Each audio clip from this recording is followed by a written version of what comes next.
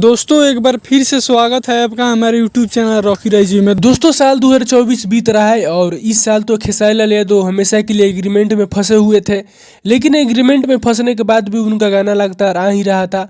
और एक गाना आप लोगों ने सुना ही होगा, नींबू खरबूजा वाला, जो अब तक का सबसे बड़ा हिट गाना है और 400 मिलियन चला गया है। इसी साल गाना आया था।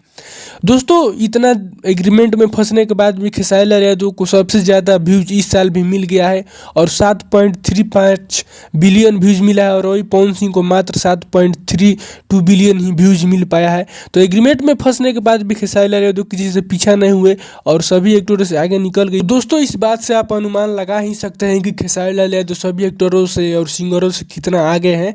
तो जब एग्रीमेंट से छूट जाएंगे तब कितना व्यूज मिलेगा और कितना गाना आएगा, इसका कोई लिमिट नहीं है।